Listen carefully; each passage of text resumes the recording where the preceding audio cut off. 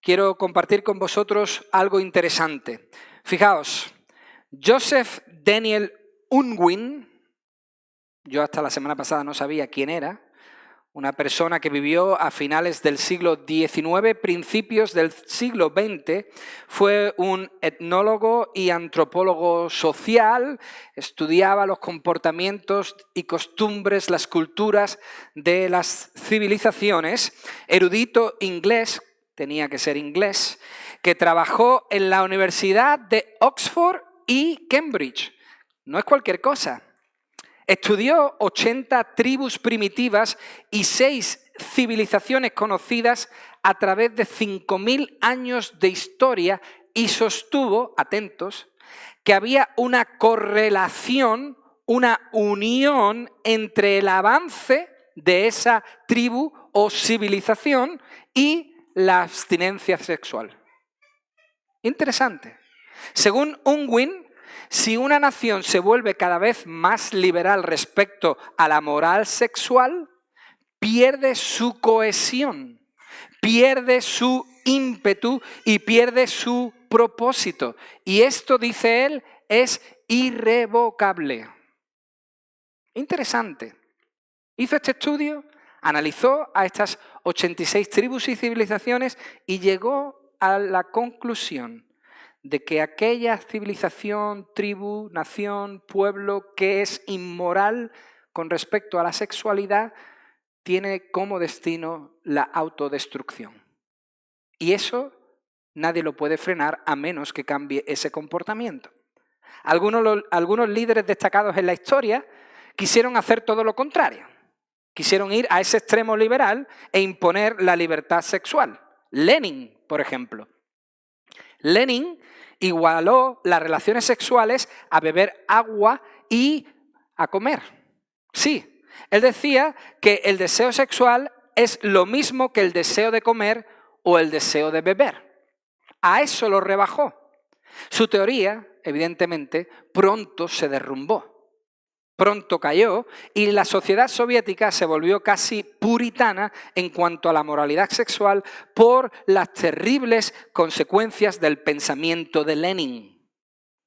Cuando la sociedad vio que no avanzaba, sino que retrocedía, volvió a convertirse en una sociedad más puritana. Hermanos, el estudio de Unwin, de estas 86 civilizaciones y tribus, demostró que existe un vínculo directo entre la monogamia y la prosperidad y avance de una civilización. De hecho, atentos a esto, tanto le impactó su descubrimiento que Unwin propuso una clase especial de ciudadanos alfa en el Imperio Británico.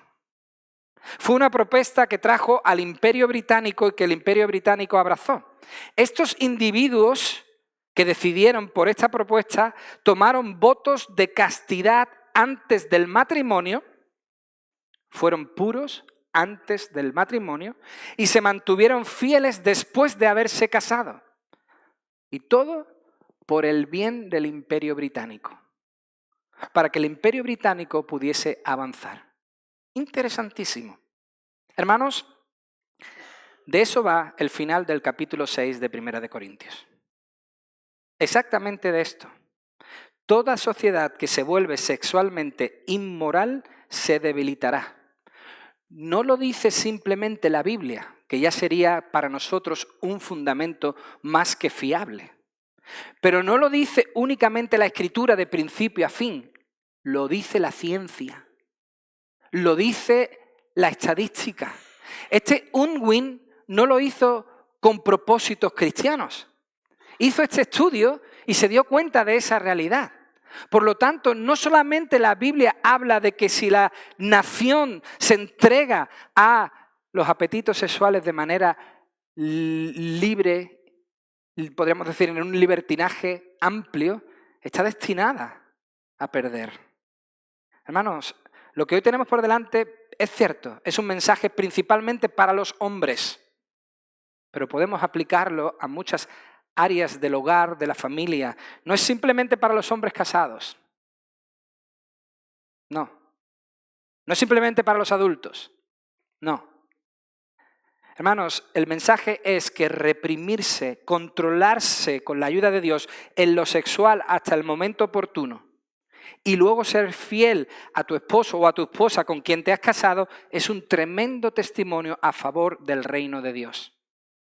Es un testimonio como el que estos británicos daban a favor del imperio británico.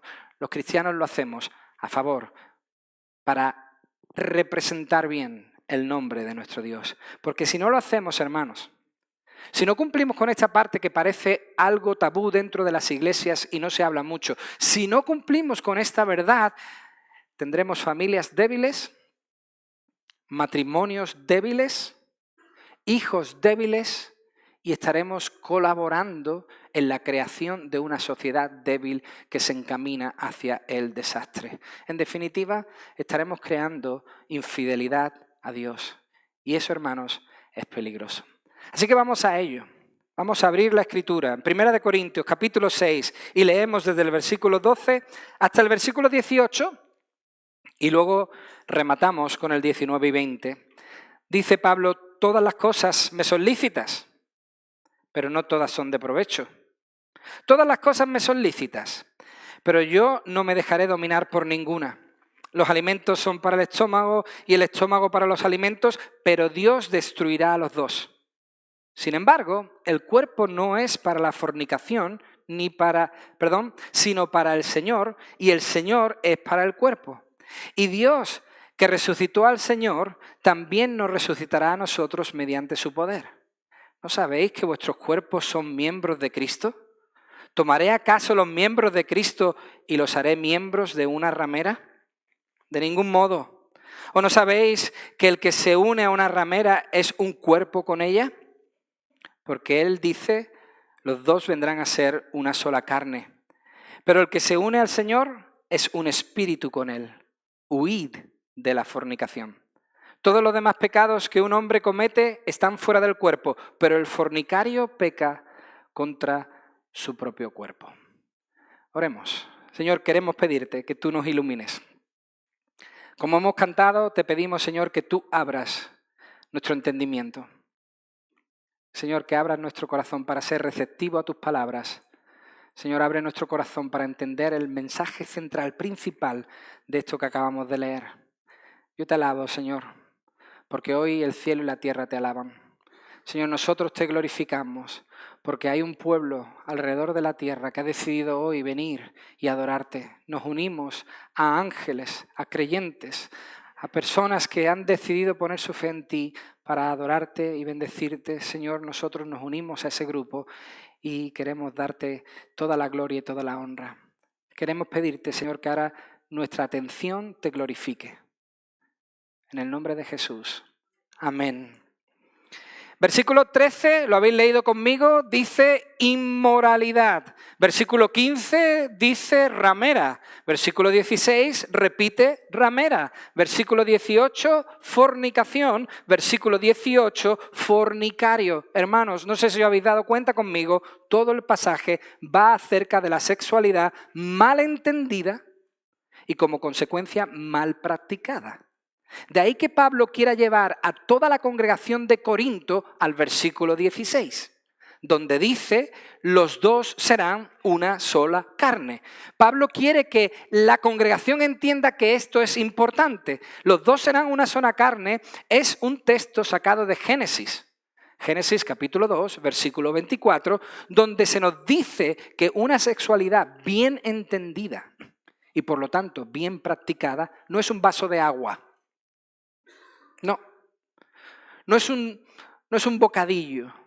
No podemos rebajarlo a beber un vaso de agua, sino que nos dice la Escritura que la sexualidad bien entendida es el fundamento de una sociedad fuerte que quiere prosperar. Una sociedad que quiere avanzar. Hermanos, parecía que algunos varones recién convertidos en esta congregación de Corinto seguían acudiendo a las prostitutas. Ya hemos hablado acerca de esto. Esta es una práctica común que había en el pueblo corinto.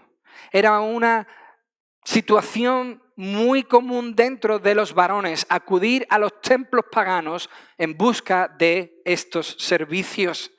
Pero hermanos, el texto nos está diciendo clarísimamente que estos que iban, aún siendo creyentes, iban alegando que tenían el derecho de hacerlo. Iban diciendo, tenemos al Espíritu Santo, vivimos en el ámbito del Espíritu, nuestra conducta solo afecta al cuerpo y el cuerpo no es importante.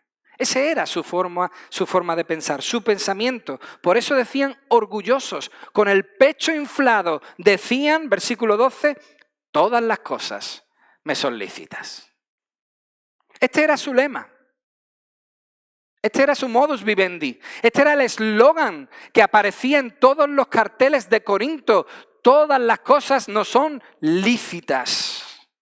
Pero hermanos, ellos querían decir con lícito algo que va mucho más allá de lo que tú y yo estamos pensando. Con lícito ellos querían referirse a algo mucho más profundo. Con lícito se referían a lo que ellos llamaron, capítulo 8 de Primera de Corintios, versículo 9, nuestra libertad. Eso es lo que significaba para ellos lícito, nuestra libertad. O sea, tener la libertad de hacer lo que me venga en gana. Por eso su dicho, su eslogan, viene a decir lo siguiente, versículo 12, tengo la libertad de hacer lo que quiera. En otras palabras, tengo el poder y tengo el derecho de hacer lo que quiera. Eso es lo que significa esta frase, este eslogan, este lema que ellos tenían. Todas las cosas me son lícitas, quiere decir tengo el derecho y el poder, el permiso. Me lo he dado a mí mismo para hacer lo que yo quiera. Evidentemente, hermanos, estaban pensando de manera muy individualista. No estaban pensando en el colectivo, no estaban pensando en la congregación, no estaban pensando en toda la iglesia, estaban pensando en el yo. Esto es algo que ha ocurrido en muchas épocas de la historia, lamentablemente, y ha ocurrido por diferentes circunstancias. Las naciones empiezan a debilitarse en este tema y se vuelven individualistas. En España, por ejemplo, fijaos qué dato tan sencillo, pero que es una verdad.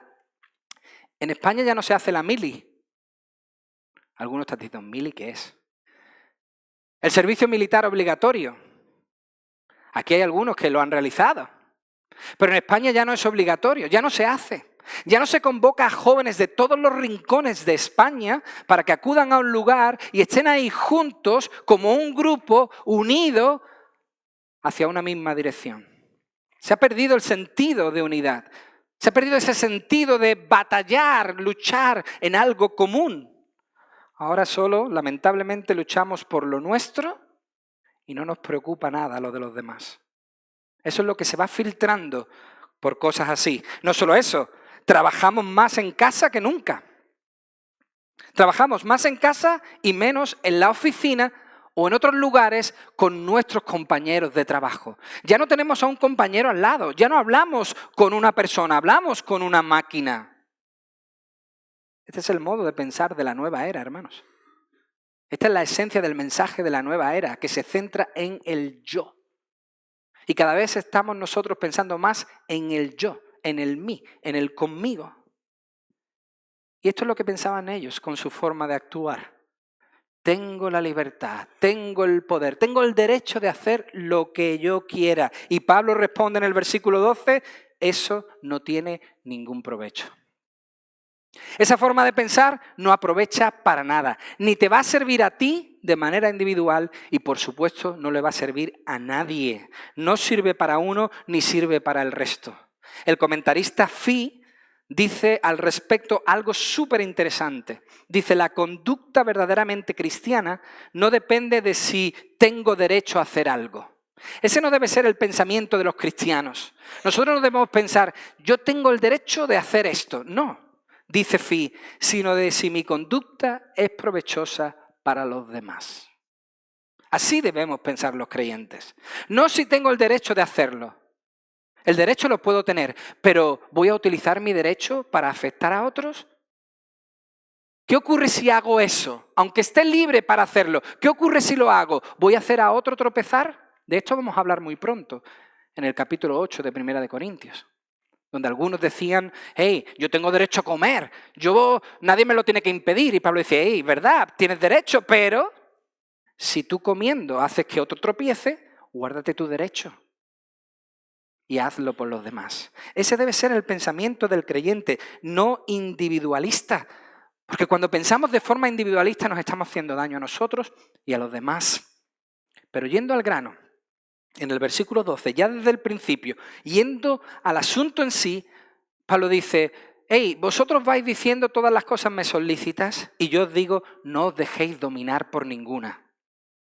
No os dejéis dominar por ninguna. ¿Qué quiere decir eso? Pablo quiere decir no dejarse dominar por el poder, por la astucia de las prostitutas a las que acudían. Hey, decís que todo es lícito con respecto a esta inmoralidad, pero cuidado, que os dominan, cuidado, decís que tenéis derechos, pero ellas os van a dominar. Los corintios iban diciendo que tenían poder y libertad, que podían hacer lo que quisieran con respecto al sexo, pero no comprendían que ese pecado, que esa inmoralidad les atrapaba, les encerraba, les dominaba. Oh, Iván, qué estricto, no creo que sea para tanto. Desde siempre ha sido así. Proverbios capítulo 7. Aquí vamos a entender perfectamente cómo domina este pecado. Proverbios capítulo 7, versículo 6. Dice el autor de Proverbios, desde la ventana de mi casa miraba por la celosía y vi entre los simples, distinguí entre los muchachos a un joven falto de juicio. Pasando por la calle cerca de su esquina, iba camino de su casa al atardecer, al anochecer, en medio de la noche y la oscuridad. Y he aquí, una mujer le sale al encuentro, vestida como ramera y astuta de corazón. Es alborotadora y rebelde. Sus pies no permanecen en casa. Está ya en las calles, ya está en las plazas. Acecha por todas las esquinas y lo agarra y lo besa. Y descarada le dice, tenía que ofrecer ofrendas de paz y hoy he cumplido mis votos. Por eso he salido a encontrarte, buscando tu rostro con ansiedad y te he hallado. Versículo 18. Ven, embriaguémonos de amor hasta la mañana, deleitémonos con caricias. Con sus palabras persuasivas lo atrae, lo seduce con sus labios lisonjeros. Al instante la sigue, creyendo que es libre, creyendo que ha tomado una decisión, creyendo que tiene el derecho, que tiene el poder. ¿Y qué ocurre? Va como el buey al matadero. ¡Hey, soy libre! Yo debo hacer lo que yo quiera. En mi sexualidad puedo elegir a dónde ir. Y dice que va como en cadenas, en grillos, al castigo de un necio, hasta que una flecha le traspasa el hígado. Como el ave que se precipita a la trampa y no sabe que esto le costará la vida. Hermanos, ese es el poder de este pecado. Tiene el poder de dominar, de controlar. Y os digo una cosa, la Biblia deja claro quién tiene derecho a dominar en las relaciones sexuales. Lo deja clarísimo. Precisamente en el siguiente capítulo. En el capítulo 7 de Corintios, versículo 4, estudiaremos la semana que viene, pero ya anticipo que aquí hay un derecho. Dice 1 de Corintios 7:4, la mujer no tiene autoridad sobre su propio cuerpo, sino el marido. No acaba aquí, cuidado, ¿eh? Y asimismo el marido no tiene autoridad sobre su propio cuerpo, sino la mujer. Hermanos, el único espacio para el dominio es el matrimonio. Ahí sí es mutuo. Ahí sí existe un derecho consentido sobre el otro. Ahí sí existe una libertad. Por lo tanto, estos corintios se estaban engañando a sí mismos. Estaban cayendo en trampas que ellos mismos se estaban poniendo sobre el suelo. Pues la visita a la ramera no demostraba la libertad de la que presumían. Cuando visitaban a estas mujeres no demostraban que eran libres, sino esclavos. Al llegarse a ella y fornicar, los creyentes inconscientemente están nombrando a otra persona que no es Cristo como amo ahora de su propio cuerpo. Eso es lo que sucede El creyente está entregándole las riendas de su vida a otra persona. El hecho de que Dios vaya a hacer todas las cosas nuevas es una doctrina y enseñanza de las Escrituras. En Cristo somos nuevas criaturas. Eso es lo que enseña la verdad, la Biblia. El hecho de que Dios vaya a hacer todas las cosas nuevas no les daba pie a ellos a pensar que ya se podía hacer lo que uno quisiese con lo material. ¿Dios lo va a hacer todo nuevo? Carguémonos lo material. ¿Qué más da el adulterio, hombre, si Dios lo va a hacer todo nuevo? ¿Qué más da la inmoralidad si Dios va a destruir todo? Falso. Precisamente Pablo utiliza ese dicho popular del versículo 13, los alimentos son para el estómago y el estómago para los alimentos. Ese era un refrán que se utilizaba en Corinto. Lo utiliza para aplicarlo a la sexualidad, no a los alimentos. Eso es lo que está haciendo Pablo. Ellos estaban dando a entender, como luego siglos después hizo Lenin, que todos los apetitos corporales son bastante parecidos. Son iguales. Por lo tanto, el cuerpo es para las relaciones sexuales y las relaciones sexuales son para el cuerpo porque al final Dios destruirá ambas. Falso. Error, dice Pablo. El cuerpo no es para la inmoralidad, dice el apóstol Pablo. El cuerpo no es para ese tipo de inmoralidad, para ese adulterio, sino para el Señor. Y el destino del cuerpo no es la destrucción. Hermanos, esto a veces se filtra entre nosotros y pensamos que el destino de este cuerpo es la destrucción. No, es la resurrección. Ese es el destino de nuestros cuerpos. No que sea destruido, sino que sea resucitado. ¿Por qué lo sabemos? Por la resurrección de nuestro Señor Jesucristo, dice Pablo en el versículo 14. Hermanos, la resurrección de Cristo es la prueba de que los cuerpos son importantes. Esa prueba contradice la idea de los corintios de que el cuerpo no es importante. Claro que lo es, hermanos. El cuerpo es para el Señor, dice el texto, no para unirlo al mal, no para darlo al servicio de lo perverso. No, hermanos. De hecho, cuando Dios hizo nuestros cuerpos, cuando Dios al principio creó el cuerpo humano, ¿qué dice la Biblia que pronunció el Señor? Vamos, que era bueno.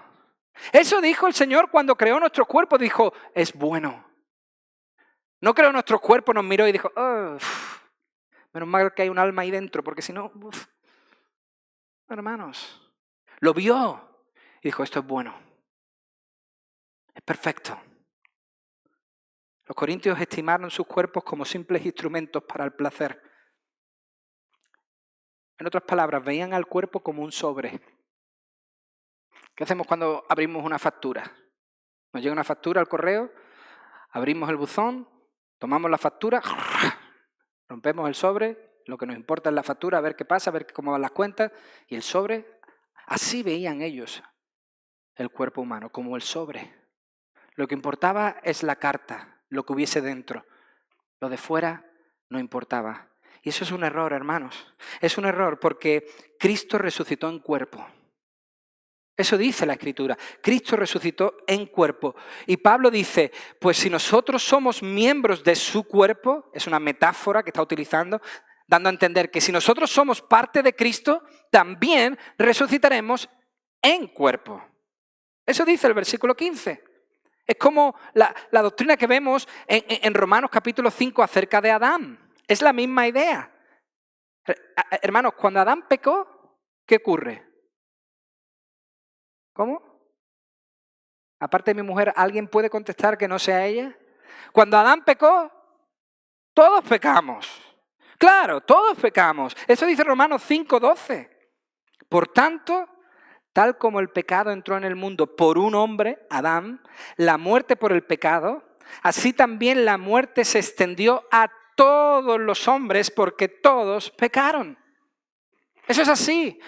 Igual que por un hombre el pecado entró, con Jesús ocurre exactamente lo mismo. Con el segundo Adán, con Jesucristo ocurre exactamente igual. Cuando murió, todos los que ahora creemos por fe en Él, morimos con Él. Y resucitamos con Él. Dice el mismo capítulo 5 de Romanos, en el versículo 15, porque si por la transgresión de uno, Adán, murieron los muchos, mucho más la gracia de Dios y el don por la gracia de un hombre, Jesucristo, abundaron para muchos. Esta es la idea. Hermanos, dice Pablo, unirse entonces a una maldad así. ¿Uniré entonces mi cuerpo exponiéndolo a una ramera? En absoluto, dice. De ninguna manera. Porque si los cuerpos de los creyentes son miembros, parte de Cristo, parte del cuerpo del Señor, ellos no deben unirse a estos pecados, porque si no, se convierten en uno con ella. Dicho de otro modo, como miembros del cuerpo de Cristo, no se nos permite, no se nos está permitido quitarle a Cristo lo que está unido a Él. Y mucho peor, si ya no podemos quitar de lo que le pertenece a Cristo, es mucho peor llevarlo a una maldad como esa, a un acto tan inmoral. Hermanos, el cuerpo sí cuenta. El cuerpo sí vale. El cuerpo es para el Señor. La resurrección de Cristo ha confirmado esta verdad. Pero igual que el cuerpo es importante, también es importante lo que hacemos con él. No solo es importante el cuerpo, sino lo que hacemos con el cuerpo, dice Pablo en el versículo 16. Pablo hace aquí uso del famoso texto, como hemos dicho, de Génesis capítulo 2, versículo 24. Los dos vendrán a ser una sola carne. Pablo usa este texto, esta referencia, para mostrar una gran verdad. Pablo usa esta referencia para mostrar que en el acto sexual los dos cuerpos se hacen uno. Y esto es muy importante, hermanos. El hombre se hace miembro de la mujer y viceversa. Cuando Dios diseñó el sexo, fue para la fortificación del matrimonio, para la consolidación del matrimonio. El sexo es una unión entre un hombre y una mujer ya casados que fortalece, que fundamenta su matrimonio. Cuando nos unimos a una ramera, nos estamos haciendo uno con ella. Y lo que es peor, estamos llevando a Cristo a esa unión. Y si estamos unidos a Cristo y buscamos fuentes equivocadas, estamos llevando la imagen de Cristo con nosotros. Si tú y yo estamos unidos a Cristo y vamos y acudimos ya no a este pecado, sino a cualquier pecado, llevamos a Cristo con nosotros, estamos llevando su imagen a esos lugares, a esas personas. Estamos, en definitiva, usando mal la sexualidad y dando un terrible testimonio. Y hermanos, esa es la metanarrativa, la idea central desde que empezamos el capítulo 5. Que la Iglesia no debe representar mal a su Señor. En el capítulo 5 era un hombre que había tomado por mujer a la esposa de su padre. En el principio del capítulo 6 eran dos hermanos que llevaron un litigio que se podía solucionar en la Iglesia, lo llevaron fuera y lo publicaron ante todos. Aquí hay hombres que acuden a las rameras y Pablo lo que realmente quiere decirle a la Iglesia: hey, estáis representando mal al Señor Jesucristo. Debían tener una buena perspectiva, una buena teología de la sexualidad, una teología que les llevase a entender que no podemos titubear con estas cosas, hermano. No podemos juguetear con estas cosas. Con las cosas sexuales no se puede juguetear como si fuese algo banal. Dice el versículo 18, está prohibido. No lo dice exactamente así, lo dice de otra forma. Dice Pablo, huid de la inmoralidad sexual. En realidad, lo que el verbo quiere decir es continuad huyendo de la sexualidad. Esto quiere decir un no parar de huir de estas cosas, un no parar de separarse de estas cosas. Pablo dice en el versículo 18, conozco vuestro lema de vida. Vosotros decís, todo pecado que el hombre comete, cualquiera que sea, está fuera del cuerpo. Pero yo os quiero aclarar una cosa. Con respecto a este pecado de inmoralidad sexual, estáis pecando contra vuestro cuerpo, porque los estáis llevando y uniendo al mal. Y hermanos, eso es muy peligroso. Cuando exponemos nuestro cuerpo al mal, es algo peligroso, porque estamos demostrando, de alguna forma, que aún seguimos en nuestros delitos y en nuestros pecados. El cuerpo claro que cuenta. Claro que cuenta. Unirlo al mal de manera recurrente y continua pone en duda nuestro estado espiritual. Puede traer dudas a nuestra conciencia como creyentes. De alguna forma estaremos pensando, ¿estoy sirviendo al Señor o me estoy debiendo a otro? Si es continuo, si lleva años sucediendo, décadas sucediendo, estaremos sirviendo a otro Señor. Y probablemente estaremos demostrando que aún pertenecemos a otro Señor. La idea se aplica al texto principalmente. Huye de la inmoralidad sexual. Más bien, huye del pensamiento que te hace creer que con el cuerpo se puede hacer lo que uno quiera. Que con el cuerpo se puede pecar. Que con el espíritu y con la mente y con el corazón ya es más peligroso, pero con el cuerpo huye, dice Pablo. Continúa huyendo de esa idea. ¿Por qué? Versículo 19. ¿No sabéis que vuestro cuerpo es templo del Espíritu Santo que está en vosotros, el cual tenéis de Dios y que no sois vuestros? Pues por precio habéis sido comprados. Por tanto, glorificad a Dios en vuestro cuerpo y en vuestro espíritu, los cuales son de Dios. No puede concluir mejor el apóstol Pablo. No puede rematar mucho mejor este texto de lo que lo ha hecho. Está diciendo Pablo, el cuerpo está incluido en la obra redentora que Jesús llevó a cabo en la cruz. El cuerpo está incluido en esa obra de salvación. Más aún, de lo que presumían, de lo que los corintios estaban orgullosos, que eran del Espíritu, que habían llegado a la meta porque ya tenían el Espíritu Santo, de todo lo que presumían, ahora se vuelve en su contra. ¿Habéis dado cuenta? Ellos decían, lo único que verdaderamente importa es el Espíritu, el cuerpo a la basura.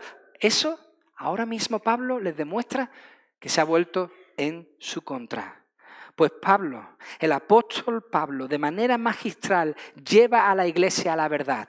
Como cuando llevamos a un niño a que vea un espectáculo, le cogemos de la mano y le decimos, mira, mira, mira. Pablo ahora mismo ha hecho con la iglesia de Corinto exactamente lo mismo. Les ha cogido de la mano a estos que estaban en este estilo de pecado y les dice, mirad, esta es la prueba definitiva. ¿Cuál? Dice Pablo, es precisamente que Dios haya decidido de manera voluntaria vivir por su espíritu en cada creyente, lo que afirma con rotundidad que para Dios el cuerpo que Él creó es muy importante. ¿Hemos entendido, hermanos? Es precisamente que Dios, soberano, todopoderoso, omnisciente, omnipresente, haya decidido en su infinita sabiduría morar en los corazones de los seres humanos, vivir en este cuerpo, lo que demuestra que el cuerpo es importante para Dios. Porque Dios jamás se uniría al mal. Jamás. Jamás. Imposible. Por eso pregunta Pablo, ¿no sabéis que la presencia del Espíritu en nosotros significa que no nos pertenecemos a nosotros mismos? ¿No sabéis que en lo sexual no podemos hacer con nuestros cuerpos lo que nos dé la gana? Hemos sido, versículo 20, comprados. En el original esta palabra comprados denota algo maravilloso. ¿Comprados dónde? En el agora. El agora era el mercado. Hemos sido comprados en un mercado de esclavos, hermanos. Esta es una imagen que a veces no tenemos en nuestra mente, pero este mundo es un mercado de esclavos. Hay personas que estábamos nosotros y otros están esclavizados por su pecado y Dios llega y rescata y compra esclavos y los hace libres y los hace libres y los hace libres y los compra, versículo 20, por precio. Esto no es por millones, no es por millones, no. Pon la cifra que tú quieras, pon todos los ceros que tú quieras, dale 20 vueltas al mundo poniendo ceros, que aún así no llegará al precio que pagó el Señor. El precio que pagó Dios fue el precio más alto que se puede pagar, su propio Hijo Jesucristo. Para que ahora, siendo libres, hagamos lo que nos dé la gana. No. Para que ahora, siendo libres, hagamos su voluntad y no la nuestra. ¿Por qué? ¿Qué tirano es este amo? No, porque nuestra voluntad, ¿sabéis a dónde nos lleva? A esto. Mi carne anhela esto. Necesito un amo que me rescate de ese deseo y me dé uno mejor. Hermanos, Dios no solo compró nuestra alma, compró nuestro cuerpo. Por lo tanto, el cuerpo es para su dueño. El cuerpo es para su Señor. Y dice el texto que, es verdad, el cuerpo es para su Señor, pero es que además el Señor está a favor del cuerpo, porque también lo ha redimido, también lo ha rescatado, también le ha dado la posibilidad de volver a ser lo que fue una vez. Fijaos lo que dice Fi. Todo orden caído, incluso el cuerpo, ha sido redimido en Cristo y está a la espera de su redención final. Todo orden caído, todo lo que cayó cuando Adán y Eva pecaron, toda esa creación caída, todo eso que se cayó, ahora está siendo liberada en Cristo. ¿Y qué espera? La redención final. ¿Esto qué es? Que nuestros cuerpos sean glorificados, que vuelvan a ser lo que un día fueron, perfectos.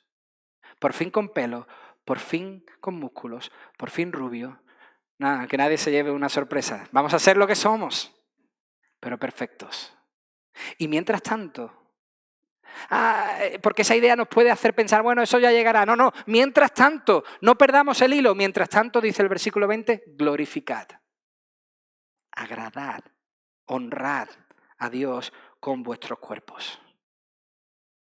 Vaya mensaje, hermanos. Es un mensaje muy actual. Sigue siendo un mensaje muy actual para la iglesia y más en los tiempos en los que vivimos, hermanos. No sé si sois conscientes de esto. En España, al igual que en otros muchos países de Occidente, las conductas sexuales descaradamente están tornando hacia el mal. Las conductas sexuales están tornando hacia lo diabólico. Ya se habla del sexo como nada. Se le desprecia como nada. Se tira a la basura como nada. Hermanos, se nos está ofreciendo el sexo como se ofrece un vaso de agua. Bebe, quítate la sed. Y una vez que se te quite la sed, tira el vaso. De ahí que sea absolutamente necesario, hermanos, es absolutamente necesario escuchar dentro de la iglesia la enseñanza de la santidad del cuerpo. Esa es la enseñanza, la santidad del cuerpo. Nada ha cambiado, hermanos, con respecto a esto. Ese es el problema, que creemos que las cosas han cambiado y han mejorado y nos han engañado, hermanos. Nada ha cambiado con respecto a esto. ¿Sabéis que el 7º mandamiento sigue escrito en la Biblia? ¿Sabéis que el mandamiento que dice en Éxodo capítulo 20, versículo 14, no adulterarás, aún sigue escrito? Hermanos, la inmoralidad sexual sigue siendo un pecado. Aunque el mundo se esfuerce por predicar y predicar que nada sexual está mal. Que la sexualidad hay campo libre. Que en el nombre del sexo se puede hacer lo que uno quiera. Que no hay tabúes. Error, hermanos. Y lo peor de todo es que puede que nos engañen. Y yo digo que no nos engañen. Que no nos engañen, hermanos. Ni siquiera entre nosotros nos pongamos cortapisas. Ni siquiera entre nosotros pongamos palos en las ruedas. No tratemos la sexualidad como algo banal. Ni siquiera entre nosotros. Los cristianos que tomamos en serio estas enseñanzas de la Biblia, porque creemos que estas enseñanzas son sí y amén, en otras palabras, porque creemos que esta enseñanza es la verdad, no somos unos mojigatos, no somos unos puritanos, no somos unos legalistas, no. Si tú tomas en serio la palabra de Dios hoy, quiero decirte que el Señor nos está animando y motivando a poder cumplir con ella. Nosotros Cumplimos con esta parte de la Escritura principalmente porque queremos honrar a Dios, quien pagó un precio muy, muy alto por mi cuerpo. Y no solo eso. No solo pagó un precio muy, muy alto por mi cuerpo, sino que planeó en su infinita sabiduría, en su infinito conocimiento, destinarlo a la resurrección. No solo salvarme, sino colocarme en la gloria. Por eso huimos de la inmoralidad sexual. Por eso escapamos de estos pecados, porque no somos nuestros. Y porque no somos nuestros, nosotros queremos glorificar, honrar a nuestro Dios con todas nuestras formas de conducta. Esa es la razón principal por la que nosotros deberíamos cumplir con esta parte de las Escrituras. Pero hay otra, muy importante. Huimos de estos pecados porque también queremos hogares puros, matrimonios puros e hijos puros. Por eso huimos de estas cosas, porque los cristianos queremos construir una sociedad pura, porque queremos el bien del reino de Dios, por supuesto, y el bien de todos aquellos que nos rodean. Y si somos nosotros los llamados a empezar a cumplir con esta parte, hagámoslo. Fortalezcámonos con la palabra de Dios hoy. Motivémonos a que con nuestros cuerpos glorifiquemos al Señor y demos un testimonio a todos los demás. Si de verdad te importa esa persona por la que llevas orando tanto tiempo, practica estos mandamientos. Recuerda, representamos al Rey. Hagámoslo de la mejor forma, hermanos. Que el Señor nos bendiga, que el Señor nos ayude. Padre, gracias por tu palabra, por tus consejos, por tu instrucción, por tu iglesia. Señor, purifícanos. Lávanos, Señor, de todo pecado y de toda maldad. Queremos representarte de la mejor forma. Queremos, Señor, que nuestros labios hablen la verdad, bendigan a los demás, ayuden, beneficien. Queremos que nuestros pensamientos sean correctos, que nuestra actitud, nuestros actos también te den a ti toda la gloria.